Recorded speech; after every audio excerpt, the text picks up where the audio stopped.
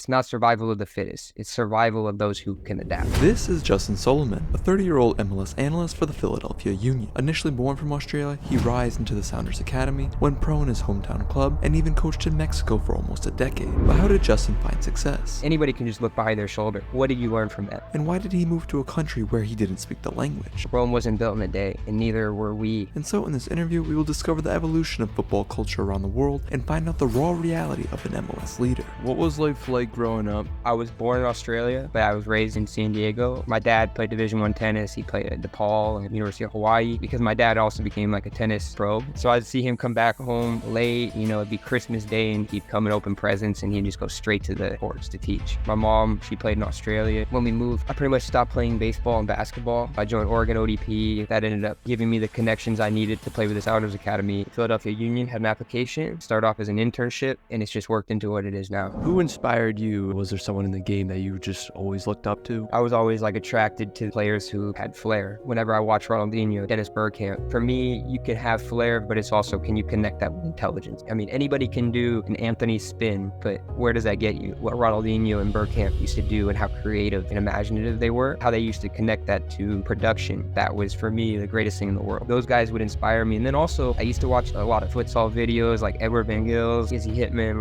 I used to always try those things in training. As I got older, it was more when I started to realize what type of player I was, and I learned I could really not just be a good dribbler, but a good passer. That's when I started to watch Andrea Pirlo, Iniesta, Xavi. I mean, I had so many good coaches. Darren Sawatsky, he's with Richmond Kickers now. Every time I spoke with him, he would always give me a nugget of advice that made me want to be as great as I could. So it's a tale of two different things. You got to create the space to get in behind. Once you do, then they'll drop off. Now you got to break down a little block. What was your biggest injuries that you had to go through? Just growing up until 18, 19, where I had a meniscus tear. The first one wasn't that bad, but then after I was fully recovered, it was about 8 months later or so, the anchors in it completely tore open. The issue is just mentally. Mentally, do you feel like you can go back and contribute the same way? Can you run the same way? Can you pass the same way? Do you feel the confidence? All in all, those are probably the worst injuries. Now I want to dive into the Sounders, your experience with them. Our first year, our inaugural year, that team was so special. DeAndre Yedlin was on that team. I remember my first training session, I was like, if I'm going to be here, this is going to be tough, especially just the pace of play. But after about 2 weeks, I adapted to it. It was awesome to be able to play against San Jose Earthquakes, Real Salt Lake. Second year, we weren't as successful, but anytime you're in that environment, and even though we were a young academy at that time, you can see that those pillars put into place where the Sounders Academy is at now. What made you want to go to Mexico and do freelance soccer trading? I didn't really set out to stay in Mexico. I wanted to keep playing. I kind of fell in love with the country. For me, it's the greatest place on earth. Every state I go to, every city, the people, the food, it's such a special place. When I first got there, I didn't speak any Spanish. I had taken some classes in middle school, high school. That was a big issue in the beginning, but thankfully, I played soccer with a lot of friends, people who would teach me a lot on the field, and that's why it's a little sport. I could hop onto a field with a guy who speaks 20 words of English and we'd just play. In Mexico, it's tough. The infrastructure isn't there. Finding good players is not the easiest thing, especially for younger players. I had some people that I knew that would ask me, if you see somebody, please,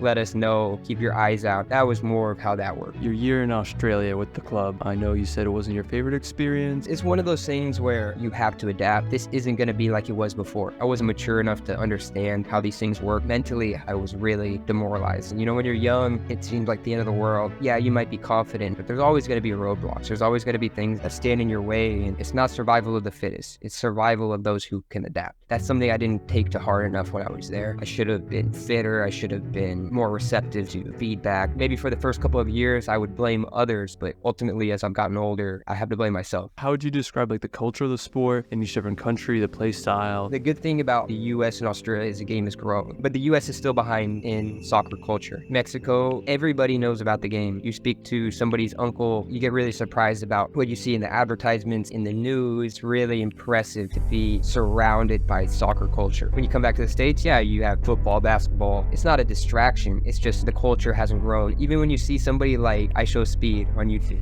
you laugh, but you ask somebody, one of his followers 3 years ago, what they thought of soccer, and they'd say, I don't even know what it is. Now they're opening up packs on FIFA. And maybe that's not going to make the U.S. a World Cup winner next year or in 5 years, but 15, 20 years, it grows the game. It's weird to think about, but it's true. What was your proudest moment so far in your entire career? Probably what I'm going through now, being with the Union. Maybe there isn't a million people watching or whatever, but it's just trying to have a positive effect on these kids and their development, and I love it. That's why I keep doing it. What does a typical day or week week look like? Just try and go in the morning, complete tasks, try and make team presentations, tags, codes for individual players, talk about the session that we're going to have in training in the afternoon, speak about the games on the weekends, how we're going to approach them. That's usually how a week goes. What's your favorite versus your least favorite part about the job? I think we have such an incredible coaching staff, such a great learning environment. Everybody is always willing to bounce ideas off of each other. Also, being with the boys and teaching them and being a part of their development is the best thing in the world. The least favorite part, probably just tech issues. As like an analyst, there's always something that's just going to happen. And that's not anything on anybody. It's just technology. What's your like a formation that you think is the best in your opinion? I don't know if there's any particular formation in this day and age, especially because so many things change. Whether you're getting into the attack, defending, moving numbers. I mean, I try to just figure out where do I want guys at. And I think just playing with two strikers now is just something that maybe in the past I wasn't always on board with. It's something that I prefer. It's just a progression, you know, you should always try and evolve. But I wouldn't say there's like a specific formation per se. What technology do you use that you think is like underrated that a lot of either analysts or just coaches should be using? I would have to check and see if it's technically